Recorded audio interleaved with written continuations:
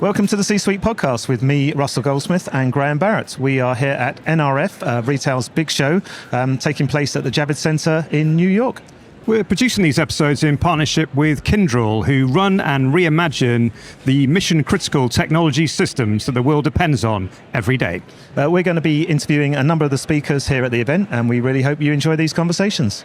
Okay, I'm very pleased to say that I've been joined by Rachel Calhoun. She is Global VP, Retail, Consumer and Airlines at Kyndryl. Rachel, welcome to the podcast. Thank you for having me today. I'm so excited to be here talking to you at beautiful NRF in New York City. Here we are. I know. Tell me about it. A little windy, as we expect every year. Yeah. Well, I just want to thank you first for hosting us here on your booth, because we're really looking forward to all of the interviews that we've got lined up. So, really interesting perspectives, hopefully, that's going to come from all these different retail leaders.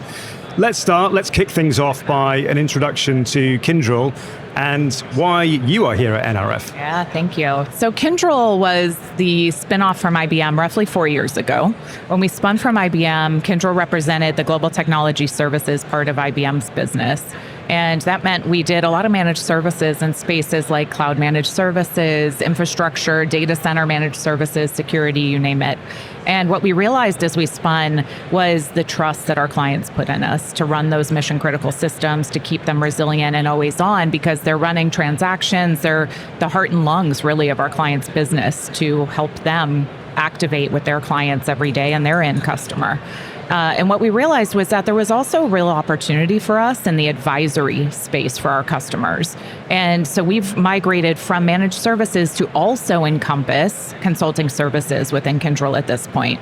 And the way we're thinking about that is we're doing everything from advising, working with them on design thinking, how we start to paint the picture of what the customer journey might look like at the front end, define those KPIs and how we help make a business impact, moving from that to organizational change management, enterprise transformation services, which help lay out a broader reference architecture for their business to achieve what they need, and then implementation of those individual services. And we still can obviously do the run that we're known for of those mission critical environments. And why NRF? What are you hoping to achieve from this event? So I think as we have matured as a company ourselves, our main focus is how we translate the work we do every day that's most critical for our customers into business outcomes. And that's where the magic happens. And retail is a key focus industry for us from a business perspective. We're looking at how we build propositions that leverage agentic AI, leverage those customer and employee journeys to help realize true value for retailers. And that's why we're here. Excellent. And what we're trying to do with all these conversations that we're hosting here on your booth is really talk about agentic AI, what's coming, hear about what the various different brands are doing with AI at the moment. So let's pick up on those kind of areas. So I think most brands would say that they have already gone digital already. But what is your perception, given the line of work you're in, about how ready these companies are from an AI perspective? Undoubtedly, there's been investments made from a digital perspective, right? Whether you think about commerce, mobile applications, push notifications, targeting, personalization, you name it, right? But I think what's an interesting stat is, it continues to be that roughly 80% of retail businesses and revenue is coming from brick and mortar online stores, in-person stores. So as they think about that, I think there's a onset of a focus where retailers are not only thinking about the digital, they're thinking about the integration with their brick and mortar. They're thinking about how they bring to life the investments they've made, how they drive the integration with the back end to be more real time with their customers as well. Okay. And talk to me about fragmentation. So I'm thinking of things like siloed data, disconnected systems and teams. Why is that so critical, do you think? And why is it so important to solve that if you really want to, use AI within your business? Yeah, I think we see a lot of AI pilots underway. We've seen a bit of a challenge of some AI pilots converting into production-ready experiences and use cases. And I think part of that is because of those fragmented systems. But I think the positive part is Kyndryl has a great way to help address that for our customers because of the way we've managed and had to have always on infrastructure in the past. That's something that we can look at those integration opportunities with retailers, with organizations that have acquired over time, that have stood up multiple stores over time. There's integrations that are required for those data sets to come together, because in order to capitalize on the data and make real-time decisions, it's got to work together and be integrated. And that's something we're still seeing needs to be worked on, and we're here to support it. Yeah. So I guess that first stage is really the fixing stage, isn't it? Kind of analyzing how their business looks at the minute, and then working out how you can best implement your solutions. In terms of AI, what is holding companies back? What are the kind of blockers? They might say, look, we're ready. Tell us, we want to use this brand new technology. What do you see as the most common blockers? Yeah, I think one of the things I like to talk about a little bit is what I call the adaptation gap. Right. And in that adaptation gap, it's really the demands of the consumer are moving so fast and what they expect of consistent experiences with retail. And on the back end, as retailers are making investments, they've invested in a lot of technologies, a lot of products and capabilities, but that integration is sometimes lacking, and the tie-in to those mission-critical systems. So that's where you see a bit of a gap in the actualization of what they're trying to achieve. And also, I think there's been a lot of interest by board of directors of these companies and leaders of these companies to make investments in AIs, which has led to a lot of piloting, but less moving into production. So what we're encouraging is a little bit more of an agile approach, where we're thinking about what are the use cases that will drive the biggest revenue and profit impacts to the business, high level. What are customers demanding? Focusing there and helping clients build those journeys. And also within those journeys, helping integrate to what are the back-end systems that bring the ROI to life in a quick way. Okay. And last question for now, because I know we're gonna speak to you again on a future episode. But last question for now, I know you're very busy here at NRF. You've got lots of meetings throughout the day. What are the main things that you're telling the people you're meeting about the business? What's the one thing that you want to get over? Yeah, I think the way we are going to market has changed. Consulting has changed. Services companies can provide value in a different way. And the way Kyndryl's thinking about it is a few things. We are looking to deploy forward-deployed engineers into our clients. So instead of setting a multi-week, multi-month target to show value, we want to deploy quickly with the right type of talent to show value for AI use cases right away. So we have capabilities between bringing them on site to their individual locations and also bringing them to our Liverpool AI Innovation Center. And we're going to be opening those similar locations here in the US. I think our real goal for customers is to drive value fast and show that with the tie-in and integration to the back-end systems that we have the power to provide, we'll bring them an ROI much faster than anyone else. Awesome. Well, listen, as I said at the top of this interview, thanks again for hosting us here. We're really looking forward to these conversations on your booth. But for now, Rachel Calhoun, thank you for joining me. Thank you for having me. We'll talk soon.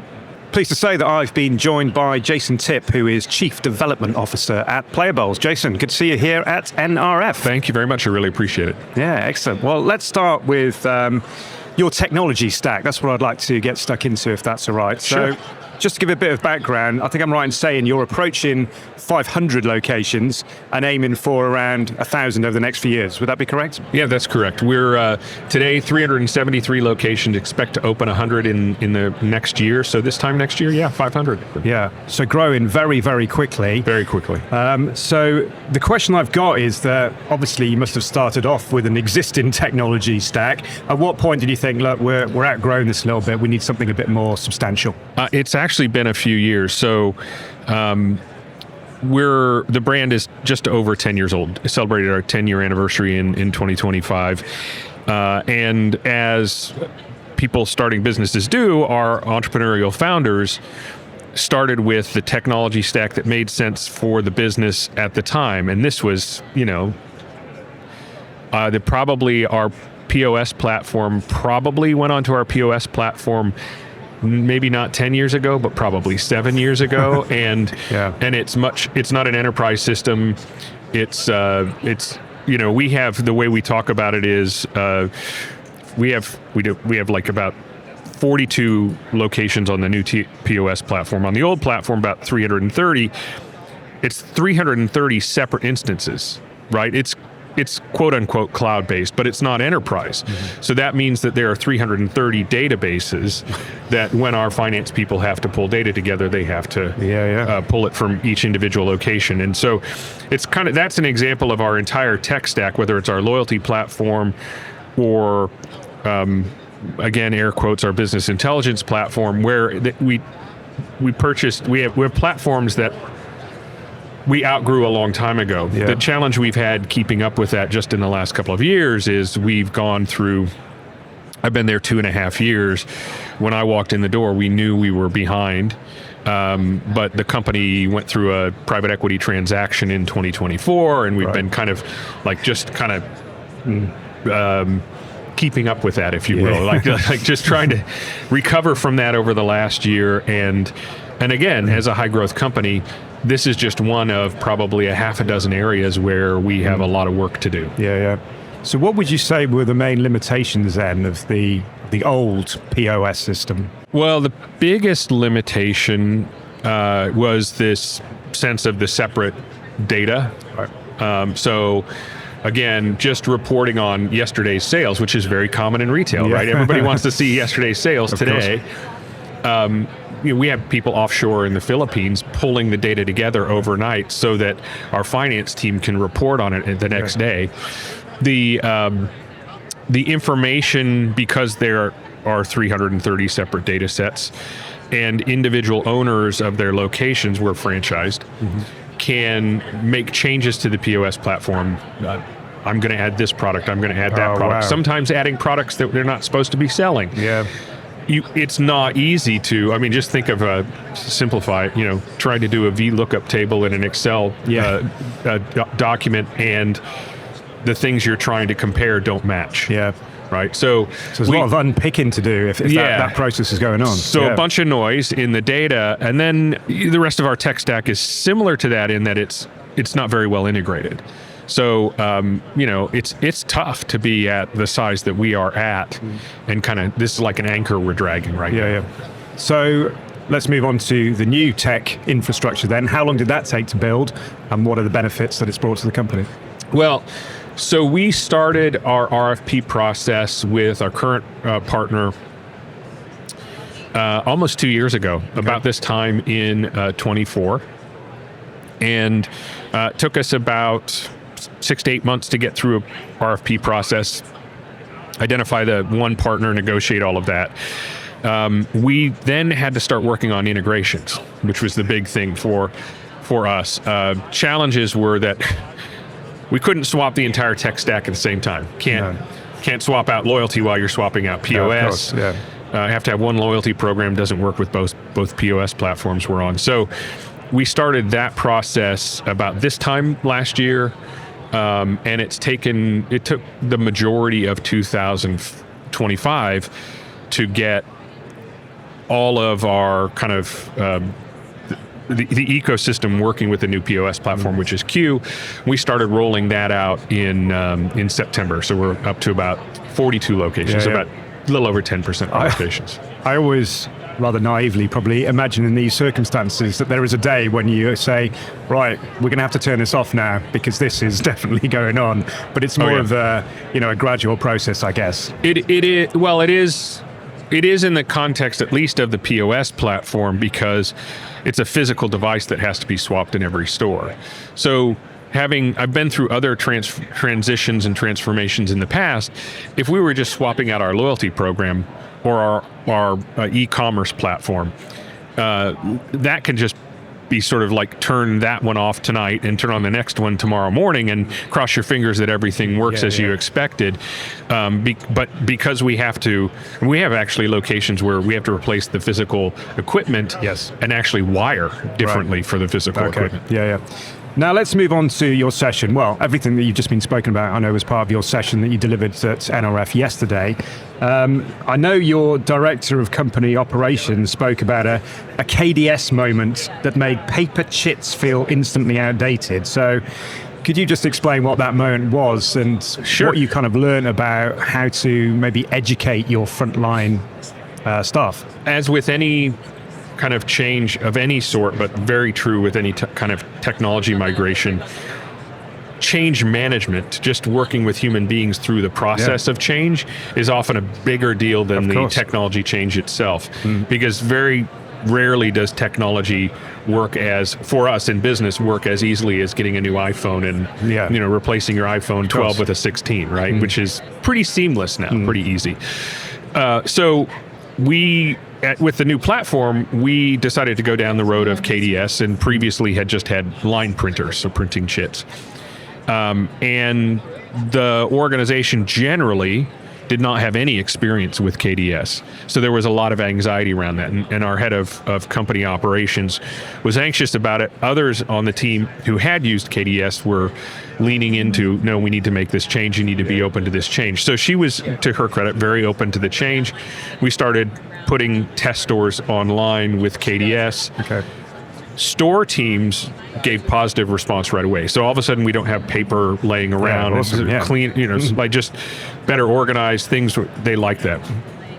But we'd only done KDS. We had never tested with just the new POS with line printers. We'd never done sort of apples to apples comparison. So she said, before we start rolling it out everywhere, I want to take one store and we'll just do it with printers, not KDS. Yeah. But I'm going to take the team from one of the shops that's running on KDS, and I'm going to put them in that new shop, the shop that we're going to put it on without KDS. And she did that, and they were in there for like a day, and they were like, we want to go back to our KDS screens. We want KDS in here. Yeah. What that speaks to me about is just the need for advocates within the business and people who are really going to, it's the best for the business, but as you said before, you still need that buy-in from the staff, don't you, to ensure its success? You do, and whether it's that example or other examples where there are things that in the new POS platform just work differently. But you're used to the way that things work today, right? Yeah. So it works differently. Sometimes the reaction can be, it doesn't work right. Or it's broken, or it doesn't do what it's supposed to do. And what we've had to kind of educate people on is, that's actually not true on the existing POS platform. I know you're used to it, but a lot of the stuff you're used to doing is actually workarounds because it doesn't do what we want it to do. So the new platform does what we want it to do in these areas. It's just a change. Final question for you. AI is dominating nearly every session here at NRF, so I'd be keen to get your perspective, particularly from a franchise operator, I guess. What do you think AI could deliver to the business over the next few years? I mean, that's a bit of a huge question. It's a huge question. But give me maybe one or two examples. Yeah, I think even as a consumer. And the other things I'm interested in doing in my life where I run into AI, what I find most is that it just accelerates. It reduces workload in some areas and accelerates my ability to get to an answer or get to something that's actionable. Somebody used an example with me yesterday and said that they were trying to draft a bunch of multiple choice trivia questions for their team. Okay. Right? Just kind of quizzing them. Fun stuff, yeah. Yeah, and so they went to, probably chat or something, and said, construct questions with some humor injected and give me and they wanted just to do 10 questions. It happened so quickly they said, well, why don't you do 50? And that way then I can choose the 10 best, right? So just using that as an example, now we could apply that to whether it's inventory management or, imagine labor scheduling. Because the machine can be so much smarter and get to the answer faster than the human being. Yeah, absolutely. Well, we'll see how that's going to play out within your various stores. Good luck with this huge expansion project that you've got on at the minute. I'm sure a lot of that falls down to you in terms of all this technology. But for now, Jayson, Tipp, thank you so much for joining me on the podcast. Oh, thank you very much. So I'm now joined by Ashley Kechter, Global President for Vuori. Ashley, thank you so much for joining us. You're welcome. Thank you for having me. No, pleasure. Now you've actually just come from a session, lessons from DTC Trailblazers. So how was that? How did that go? It was a good session. I think there were a few of us on there, the CEO from Away, and then the CEO from Rothy's, and so we went through how brands have thrived and changed over the last 10 years and what it's taken to drive success and to really stand out amongst obviously a lot of change over the last decade. Yes, yeah. Well, I'm going to ask you a question about that in a second, but let's just find out a little bit, in terms of your background, because you joined Vuori as global president last year. But if I've got my research right here, that's after senior roles at brands like Gap, Athletics, and Banana Republic, so some great brands, obviously.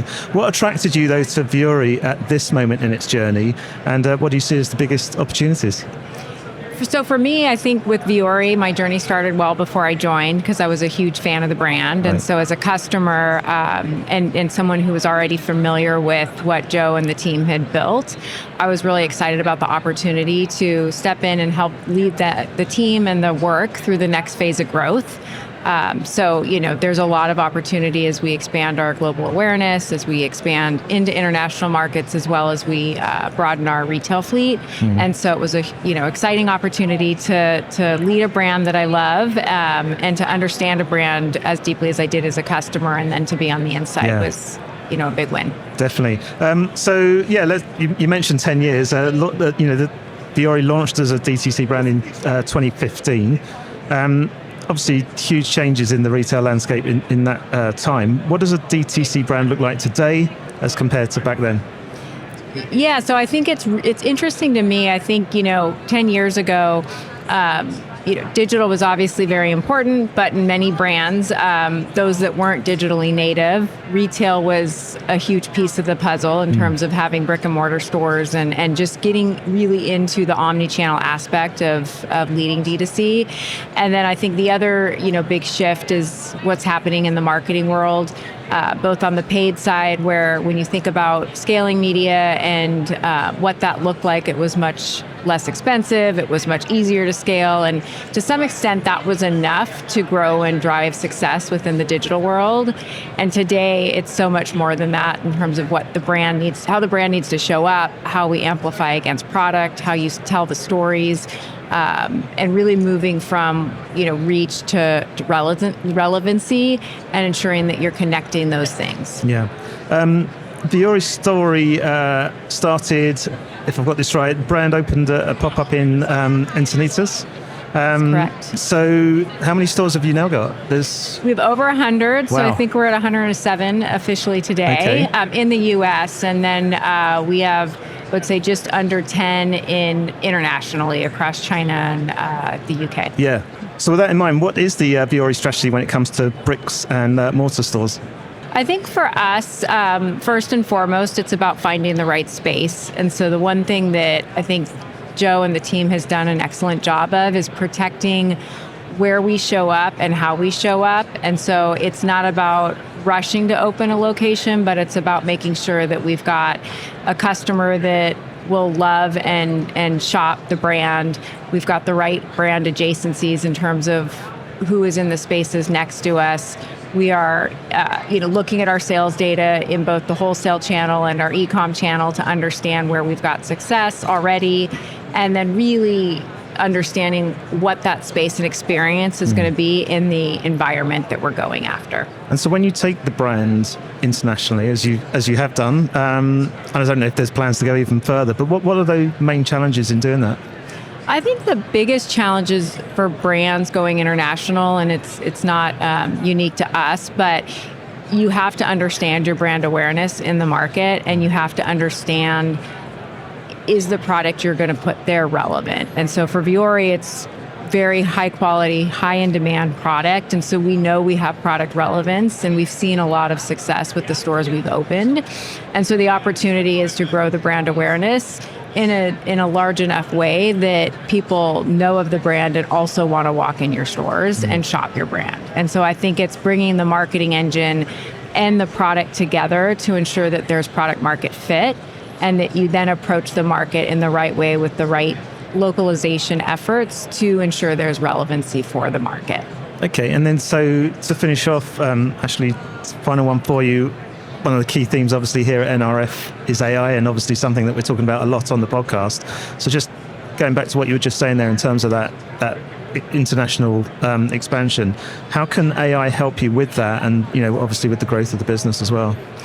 I think for us, AI we've leveraged pretty meaningfully in areas of the business. I'll use paid media as an example, or customer service, places where it's maybe a little more common, and we've seen a lot of value out of that.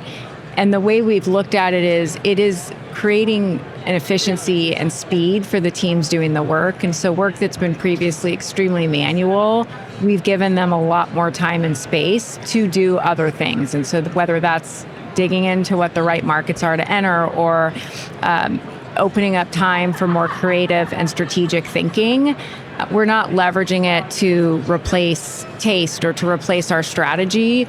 We're using it more in terms of unlocking time and then enabling us to dig deeper into either personalization or turning things around faster than we would have previously, and then to leverage that time for digging into the creative and the product and the marketing aspect of how we enter markets. Well, excellent. Thank you for sharing all that insight with us. For now, Ashley, Kechter, thank you so much for joining us. You're welcome. Thank you for having me. Thank you.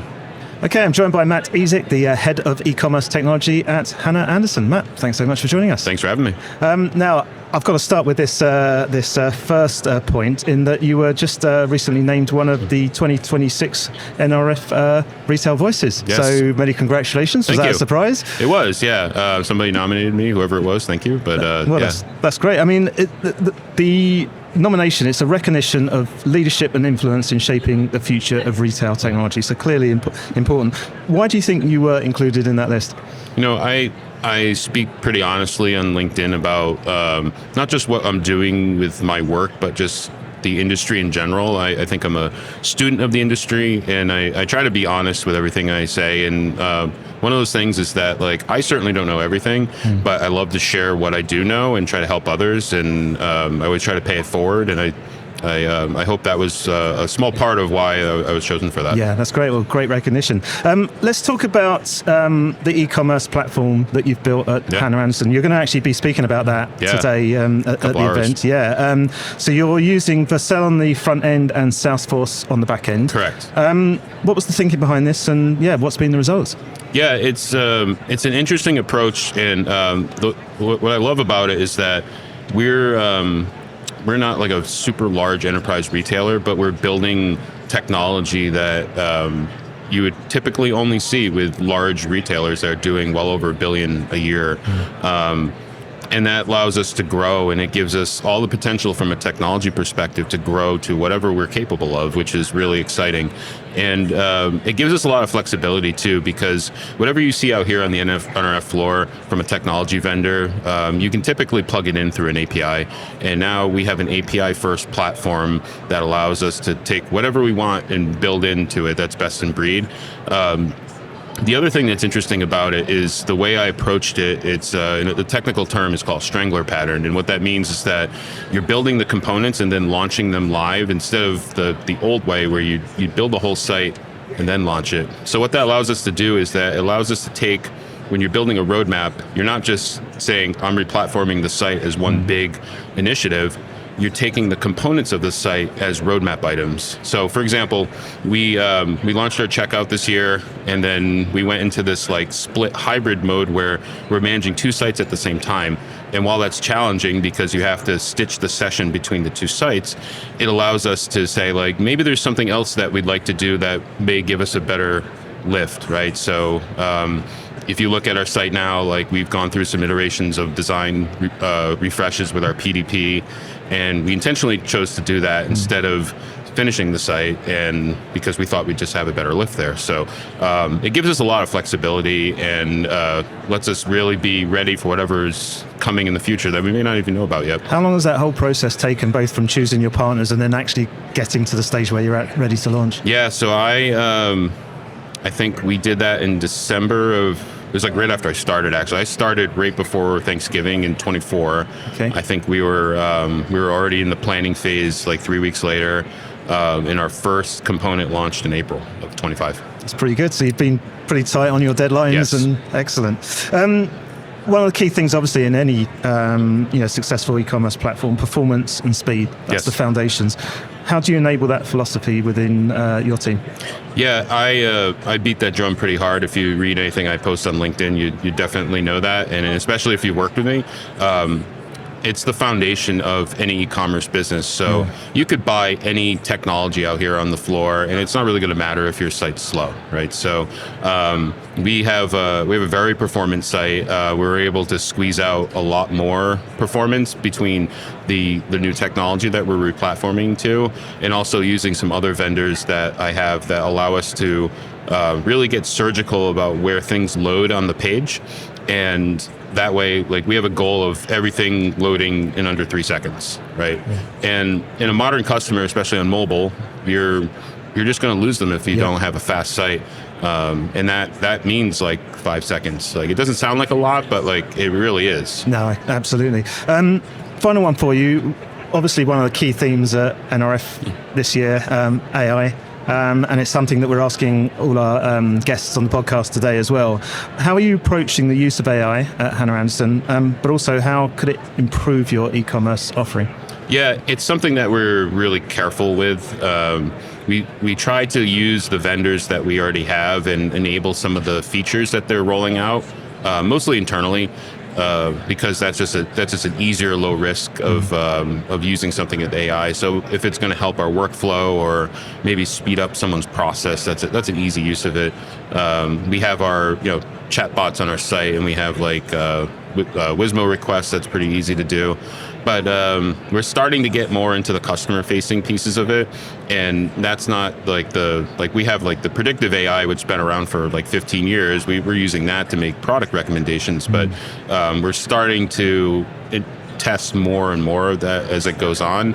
I think it's really easy just to say, like, let's plug in anything that's on everybody's doing AI, right? It's like really being strategic of like what we do and very carefully testing it to make sure it's statistically significant before we roll it out. It's really important. There's always a temptation that the shiny new tools is out, the shiny new toys kind of thing. Let's go and grab that. You know, it's an interesting theme I hear from a lot of retailers here too, is that everybody feels like they're behind on AI. I feel like that, and like somebody laughed at me the other day because I said, I feel like we're behind, but we did this, and this, and like we haven't even touched the surface with that. I think everyone's feeling that anxiety now, whereas like maybe a year ago, people were just really sick of hearing AI. It's like, they're like, oh, we work with AI. Well, so does everyone else. Like, what does that mean? Now it's like, you have to be experimenting, you have to be doing something to prepare. Otherwise, you're going to be, in a really bad place very soon if you're not doing something, especially with product discovery outside of your site. Yeah, well, challenging but exciting, I guess. Yeah, right.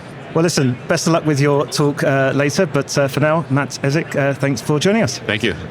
Pleased to say that I've been joined by Julie Bornstein, who is the founder and CEO of Daydream. Julie, welcome to the podcast. Thanks for having me. No, it's awesome that you can spend the time. I know you're very busy here at NRF, so thank you so much. I first just want to pick up on your journey a little bit, if that's okay. I know you previously founded The Yes, didn't you, which was all about AI-powered fashion and all the rest of it. And then you launched Daydream last year, is that correct? We launched it to the public last year. Launched to the public last year. So with those two ventures, what I'd be keen to know, first of all, what lessons did you learn from that first venture that then you took into Daydream? Yeah, I think that we were building the Yes, leveraging AI and machine learning to build a recommendation system for fashion. And it was before Gen AI and LLMs. So we had built a good understanding of what signals matter most when making fashion recommendations. Okay. But what we weren't able to do is really leverage natural language to help people find what they're looking for. Okay. And so what we knew from that experience was that brand preferences are really good signals for the kinds of things consumers like. And so if you like a certain type of brand, then you're likely to like sort of a series of brands around it. So we sort of built an initial understanding of brand mapping. And we also learned that customers were not used to being able to search with anything other than keywords. And so we tried at the S to see if people would, tell us, oh, I'm looking for a red dress, that's lacy and kind of sexy for a Valentine's Day party. But no, all you could get people to do was red dress. Right. And so what was interesting is when ChatGPT launched, a real light bulb went off because I was like, this is going to change the way consumers are trained to ask for things. Yeah. And so finally we could get consumers to say, I have a party that I'm going to and I need a red dress. And so that was a really big difference that allowed us to really focus on what I would say is search and discovery. And that's always been the biggest problem in fashion, is that search has not worked well. It's been very keyword based, but it only works as well as a retailer or brand tags its products. And so oftentimes the things that you're looking for are, a floral dress that maybe isn't too tight, and I'm using a specific example, that's not too tight in the waist and has sleeves for my daughter's graduation. That was a friend's request that she was asking me to help her with. And, those kinds of things are very nuanced and not easy to search, and you go across site after site and you try and figure it out. And so what we built is really a solution to that problem where you can ask for what you're looking for, and we search across all the sites and the brands and basically help find you all the potential candidates for that search. And I would say the one thing that we really learned at the Yes was that people love brand discovery. So there's so many brands out there. How do you find some new things? And that is something that we definitely want to continue to explore in Daydream. That's awesome. Yeah, I guess it could work with things like dress codes as well. If there's a particular dress code for a party, you can inform all of that as well.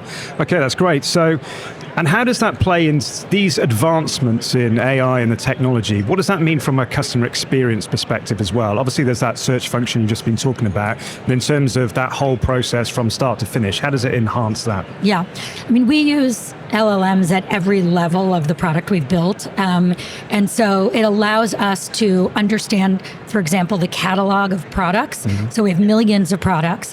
And if we were just to rely on what the retailer or brand tells us about the product, we would lose so many nuances of what the product is. And so as a user comes in and they have their query, on the other side of it, we need to understand all the products that could fulfill that in a deeper way so that we can show you all of the best results for that use case. So that's one piece. Also, when a query comes in, oftentimes it has like 2 to 3 specifics to it. So someone will ask for a dress for a wedding, that's the occasion, in south of France.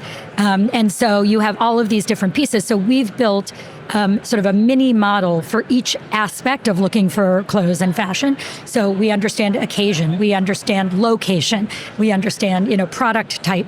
And so using LLMs to do that ultimately helps us also understand the query better and be able to sort of give you the results. So, it's, if you could say it's just for search, but the truth is search is very complex. It's one of the hardest things to solve. And so by understanding the product catalog and the query, and then finally understanding the user, that's the other piece of it. So we understand what are your preferences and what are your price points and your sizes. And so sort of combining all of those data inputs, we can give you each person the best results. We also, by the way, use AI for understanding photos. So you can screenshot a photo on Instagram. We can find you that product or all the products similar. So that's really interesting. And what that made me think of is, obviously I would know personally how I would search for fashion or something like that, but it must have been quite amazing to get all those different responses and work out the weird, maybe and wonderful ways that people search for things. It has been fascinating to see the kinds of queries that come in, and we've had millions of them. So it's super helpful. We use that to sort of figure out what problems to solve next. But a few of the really good ones were, I'm going to a bat mitzvah and I want a dress that's pink but doesn't make me look like a cupcake. And then one was, I'm looking for a revenge dress for a wedding in the vibe of the movie Saltburn. Love it. A revenge dress. Look at that. No, so this is almost like a study in human nature, isn't it, as well? Exactly. Okay, well, let's move on again, back to your kind of experience, because you've, I was looking through your biography, it spans startups and large retailers, doesn't it? So, you've seen both sides of that kind of coin. So how do you kind of balance the innovation that you need as a startup, that constant, what's next, with that kind of brand recognition and, building that brand? Yeah.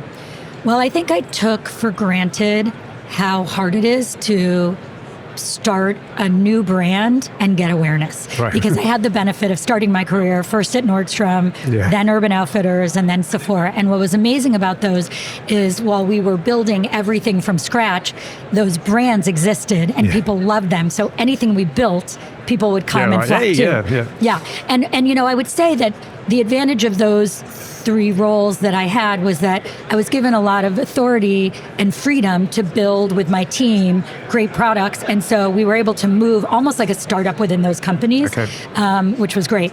I think now we're able to actually build much more technically challenging products because when you are starting up, you can hire a level of technical talent that's sort of hard to find in a big company.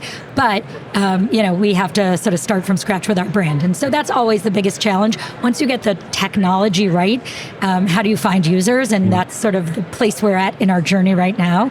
And it's changed a lot from even at Stitch Fix, it was really all about bloggers. And, bloggers have now become Substacks, so to speak. So that's a big outlet that people use. And Instagram is still really important and influencers. So, we're just starting to grow the business and start with awareness. Sure.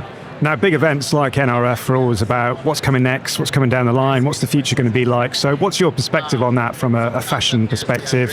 What's going to change about the way we shop for clothes in the next few years? Yeah, I think Daydream is kind of at the heart of what's going to change in the fashion world. I think as you look at all these announcements that Google is making and OpenAI has made, they all see commerce as a really big opportunity and they want to get better. And there's no doubt that with the amount of assortment across every vertical, finding the thing that you need to solve your certain problem is harder than it should be. And so I'm really excited about search and discovery. I think that Google, OpenAI, and all of these other big players will be very good at like the spec-based product. I need a washer and dryer. I need a TV. Here are my requirements. Get me the best 3 options.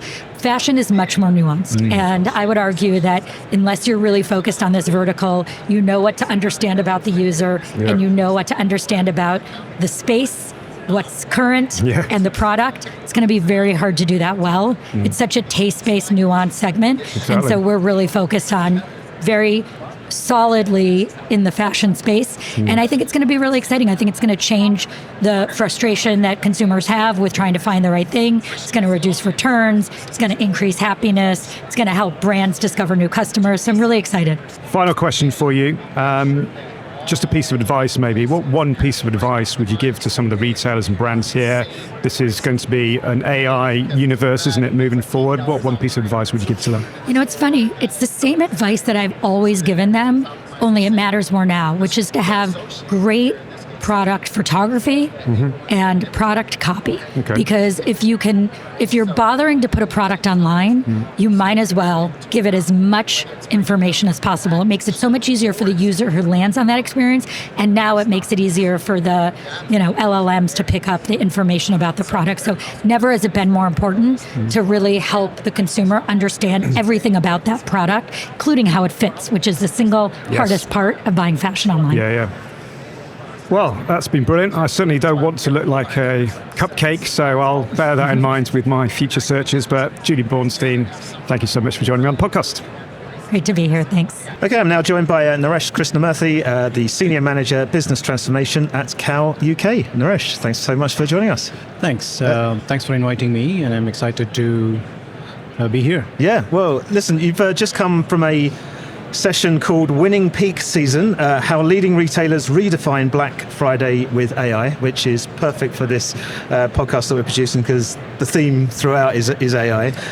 So obviously that's what we're going to focus on in these next few minutes. What I was keen to understand is what's the biggest mistakes you see brands making when they deploy AI, particularly during that peak season? Great question. The biggest mistake, what I've observed from the different CPG companies and everything else, it's assuming AI can compensate the weak fundamentals.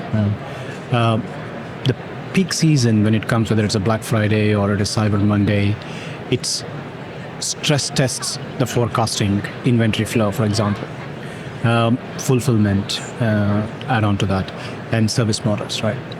So if you take it the bigger picture and from the leadership point of view, from any CPG business aspect of it, from the high level point of view, if these foundations aren't in place, what I talked about, no amount of AI will save you in that particular peak period, right? So, in a nutshell, where AI can add a value is in the cycle, where it can help teams and cross-functional teams and the leadership teams to think what if the foundation is great, what they can do next in terms of the bringing creativity space aspect of it, rather than thinking about what challenges we have from the operational point of view as well, right? So it can help. AI is definitely can help the cross-functional teams to make their life better in terms of thinking about through scenarios, demand signals, and trade-offs in advance, right? Okay. And the last thing I want to add is about peak should be more about discipline execution, and it's definitely not the last-minute experimentation. Well, when it comes to those busier days, the busiest days during the year, how has AI changed the way that you approach, those peak periods? Yeah.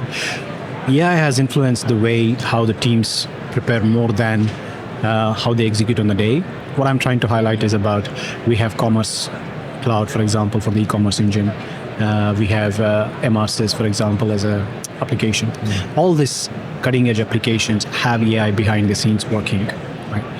At the same time, what I see that AI can change is it has a mindset shift towards earlier planning, clear priorities, and more realistic expectations in terms of business, what they can achieve in terms of segmentation, and what they can actually deliver in terms of the added value, right? What I'm trying to underline here is about humans still make decisions. AI just helps sharpen the signal earlier to forecast what challenges it can come. So season, when there is a peak season like Black Friday, for example, it feels more controlled and less reactive. Yeah. Just out of interest, because you're based in the UK yourself, aren't you? Have you seen how much, or rather how much influence has things like Black Friday, Cyber Monday, how has it passed over into the UK?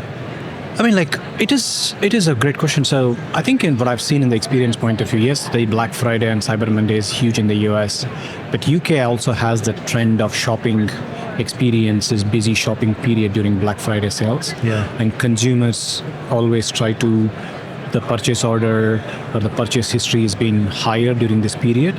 Maybe it is the trend. At the same time, maybe it's also because the companies are offering that particular discount and they also want to take the advantage of this particular holiday season as well. So it is the transition point of view. UK is also getting bigger and bigger with this holiday season period. We see consumers spending a lot during this peak period, especially during the salary week as well. Yeah. To prepare for the Christmas as well. So it's a right timing. At the same time, the peak can play a major role for brands, premium brands like Molton Brown, for any premium brand for that matter. It's about brand engagement, getting more loyalty enhancement, rather than not just about the revenue driver. Yeah. Because it's easier to lose a customer, but it is also a very great opportunity for us to keep the loyalty, build the trust, provide the seamless experience with the busy traffic as well. So I think it's a trade-off. So it's certainly a fixed part of the retail calendar, like shopping calendar for the foreseeable future. Absolutely, absolutely. Brilliant. What about operationally? How have you seen AI make a difference operationally for brands? Like you mentioned Molton Brown, you've also got Sensei as well. Yeah. The biggest impact what I see is about, isn't about what is customer facing, it's about operational alignment, right? So AI is increasingly used to support better coordination between marketing intensity, stock availability, and fulfillment process. For example, you place an order in the morning, and during peak period, we have every 3 seconds the order is placed. Now, we also want to make sure that customer gets the product on the same day, shipped on the same day, for example.